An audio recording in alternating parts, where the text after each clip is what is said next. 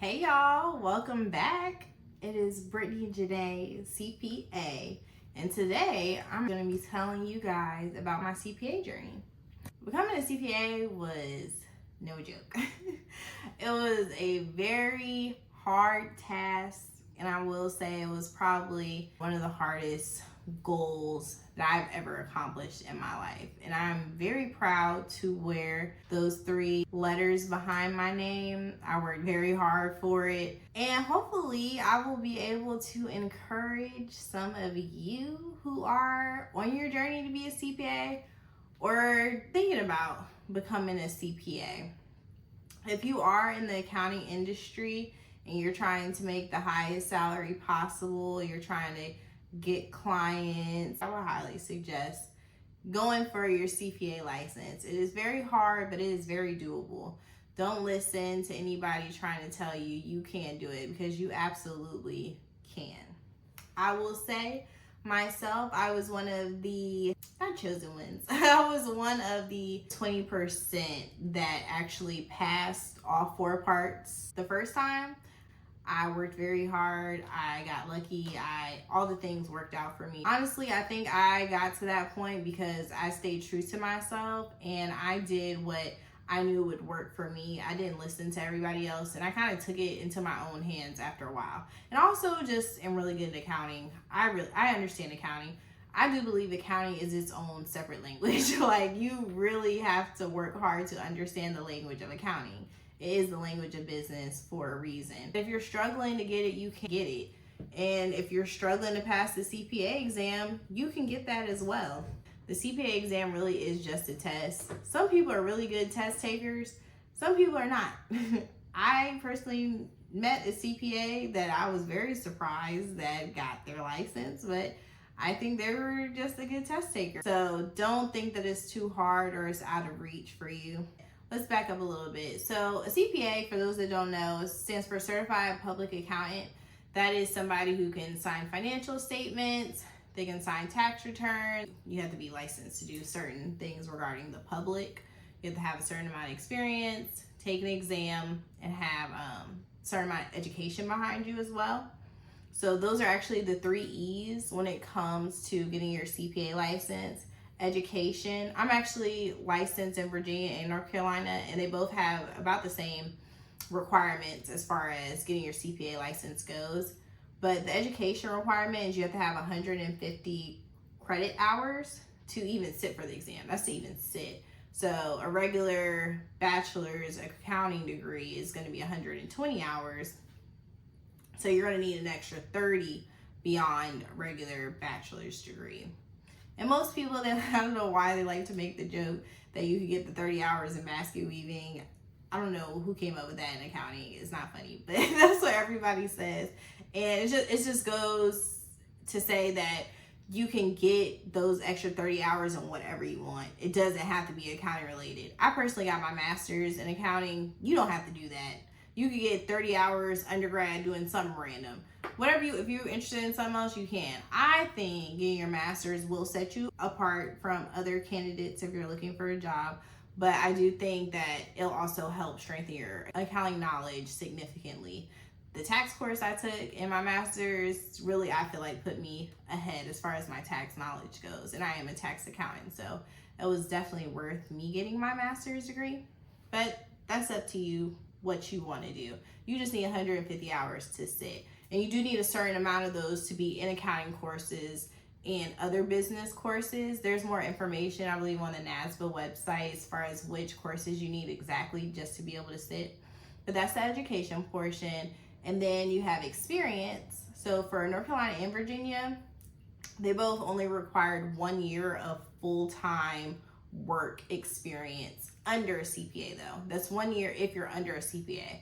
There's other requirements if you don't work under a CPA. So like if you can also teach in accounting, you have to have 4 years of experience. Or if you just work generally in an accounting department, you need 4 years. But the least amount of experience is going to be 1 year under a CPA, and they sign off on your work experience. So that's just 1 year, 2,080 hours. It's really easy to get, especially if you're working while you're in school, which is what I did. So there's your experience, and then you have your exam.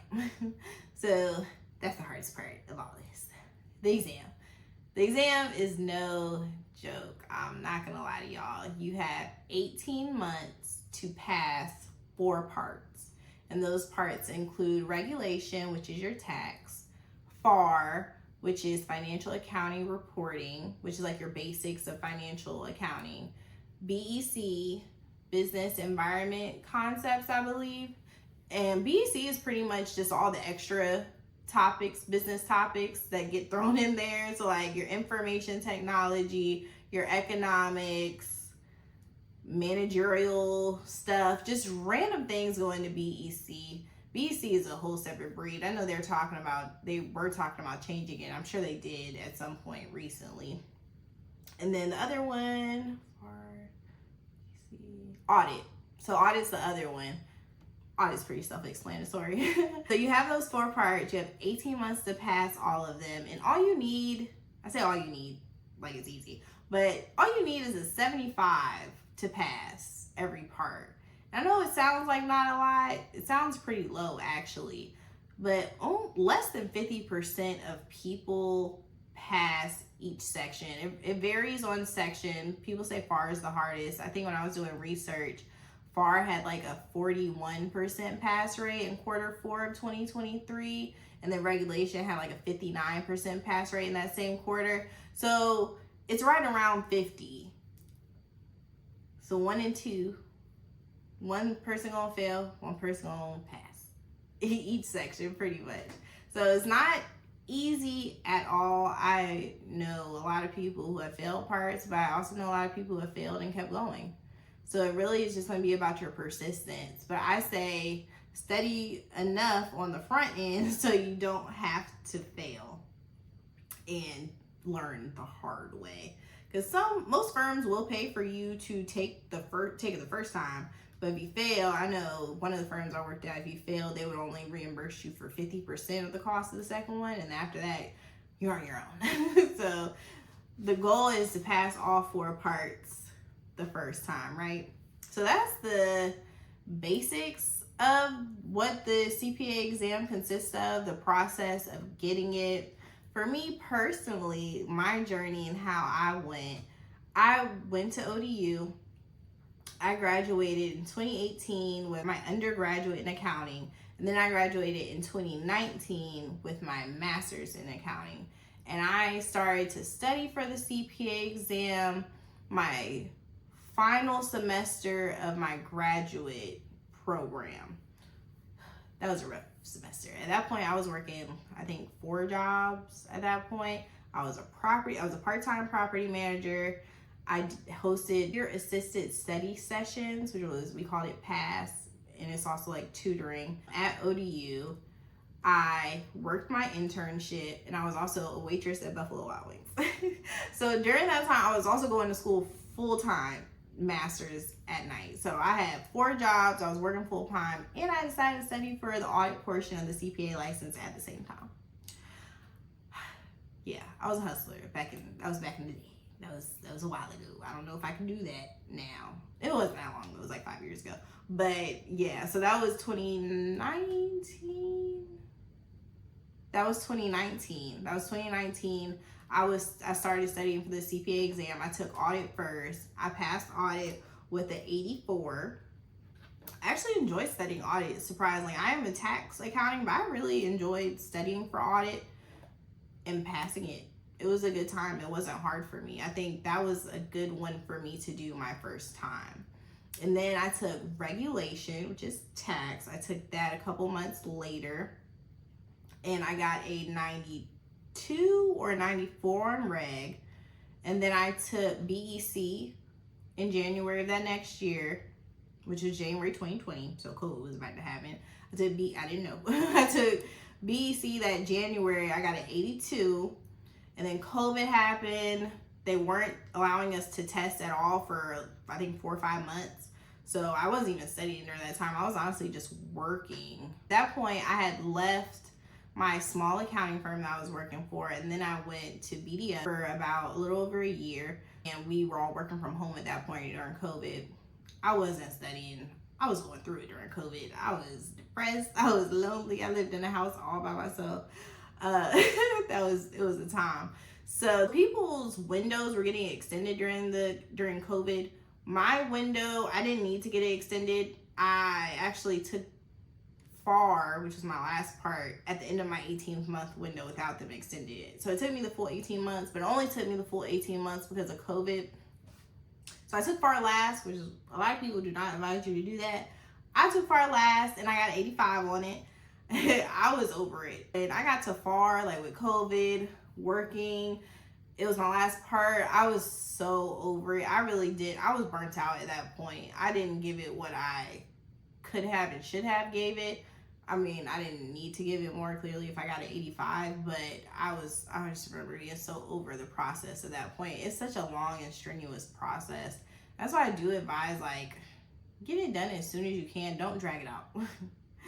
Do not drag it out. You honestly don't need that long to study. I know a lot of people recommend hundreds of hours. I mean, I probably did study hundreds of hours, but you don't need the 450, 400 that they recommend, honestly. It really just depends on what your knowledge base is, actually. Actually, probably just depends on you. I didn't need the full 400.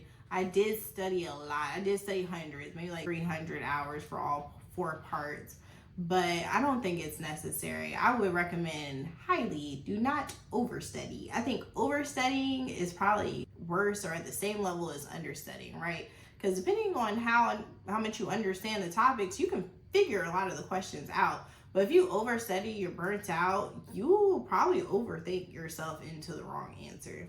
And that's the last thing that you need when you're taking the CPA exam. Like I said before, you have 4 hours to take a bunch of questions. I was on the type of time where if I didn't understand a question, I didn't spend more than 2 minutes on it. Like multiple choice questions, I would read it, like, I don't know the answer to this. Best guess, on to the next one, because you don't want to waste your time. You don't want the time to run out on you. I never had that issue. I was probably done in like 3 hours for most of them. I think FAR probably took me the longest. And that was honestly probably because I didn't study a lot for FAR. But it's the longest test. I think it has the most material. A lot of people will fail FAR. I would say just move on. If you find yourself taking a long time while taking the exam, like, don't get stuck on one question. It's okay. If you get it wrong, you just move on to the next one. All you need is a 75. That is your goal. You get a 76, you study too hard. I study too hard, maybe. I don't know. But, you know, you're 74, ooh, that's rough. You don't want a 74. You want a 75, perfect, on to the next one. Don't even think about the last test that you just passed. So that's a little bit about my journey. A couple of tips. I want to give you guys a couple tips, suggestions for your journey, especially like the studying part of it. So for me, I like to write things down. It feels good when I write it down. I feel like I grasp the information more when I actually write it out. So that's what I did. Oh, actually I have my notebooks for you guys. So every section I did, I had a notebook for it, and I used Wiley. I would go through the Wiley study guides and I would write out what was important, try and grasp it, and then I would take whatever the multiple choice assessment was at the end of it. I would take it, and then my results, I would actually, I don't know if you guys can see that, but I would actually write down my grade. So for my very first test, this is actually my notebook when I was taking reg. My first exam, I got a 92. It was 13 questions. I got 11 right, 2 wrong. And so then when I get a question wrong, I only focus on the questions I got wrong. If I got it right, I clearly understand it. There's no point in me going back to learn it. So if I got it wrong, I would write down the question number, the correct answer, and then why I got it wrong.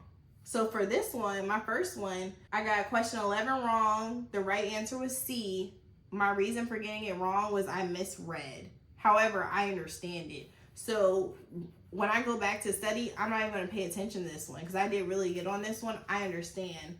The next one, a post assessment, I got a 40. I got a 40. I got 4 right and 6 wrong. And as you can see, I wrote down the reasons I got it wrong. I would go back and highlight some of them. One of them, I said B was the better answer. I understand. So I might have chose something else, but B was a better answer than that one. So it's also something you have to look out for. Sometimes there are two right answers, but one is more right than the other. So it'll kind of try and trip you up on stuff like that.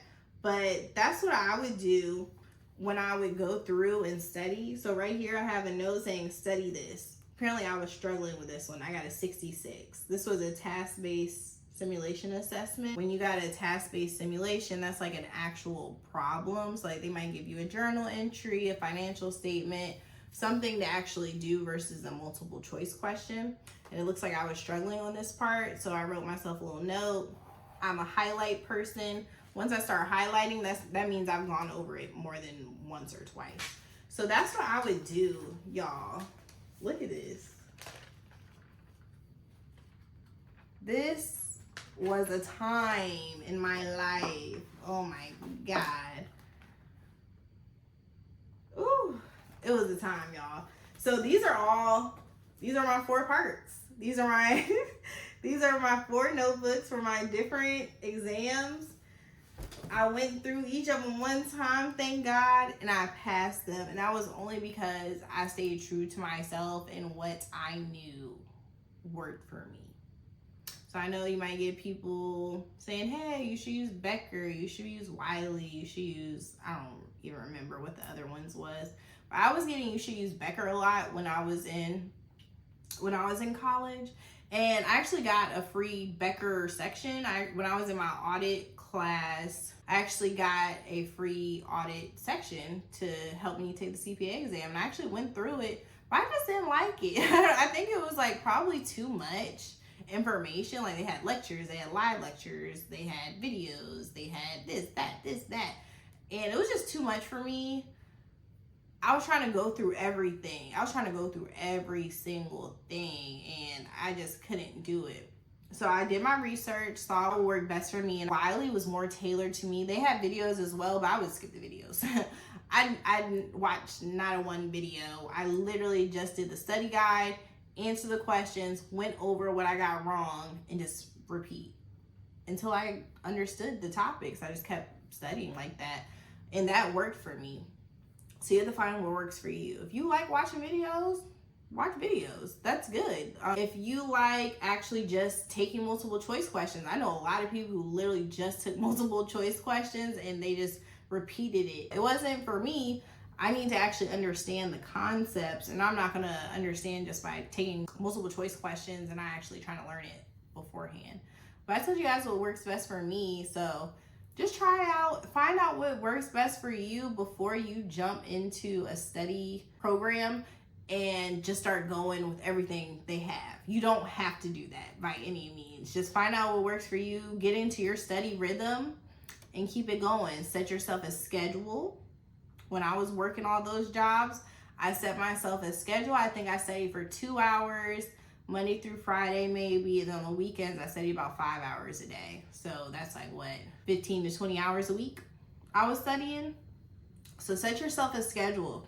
Maybe give yourself one rest day. I wouldn't have too much more than that because you can get discouraged. You could, like, of course, take breaks, treat yourself here and there, you know, after a section passed. But I would try and get it over with as quickly as you can. The longer you drag it out, the harder it's going to be to force yourself to do it. You have to have a certain kind of drive and motivation to get your CPA license because it's a lot to do. It's a huge time commitment. You miss out on a lot of stuff. It's a sacrifice, but it's so worth it in the end. And I think that you can do it in a couple months. I took the 18 months. I told you I was working 4-5 jobs in school full time. You know, if you're out of school, if you're only working, it should be a little easier for you to knock them out and get them done. I would highly recommend doing it.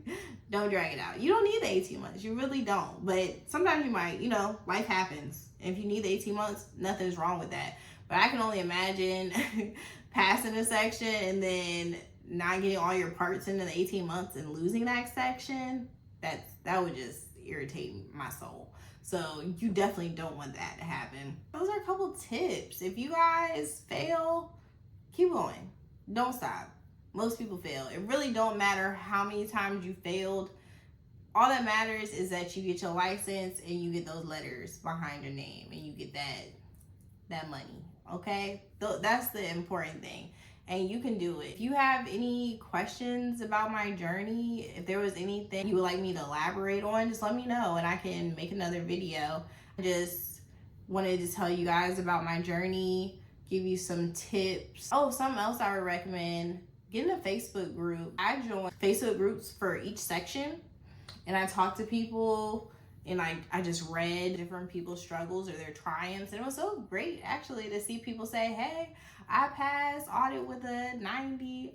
Bye, I'm out on the reg. Like, that, it was good motivation to see that also. So I would recommend joining a Facebook group and just surrounding yourself with people who are going through the same thing that you're going through, so you can commiserate.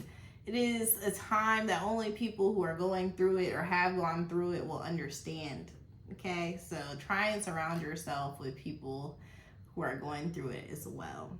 But that's all I got for y'all today. Thank you so much for taking a look at this video. I hope that I was able to encourage and give you guys some good tips for when you go to take it. If you are on your journey, let me know. If y'all have taken the exam, are going to, plan to, an accountant, I'm very much interested to see what kind of people I got watching this. And if you guys are gonna use any of my tips, if you found this video helpful, let me know. I appreciate y'all, always. Bye.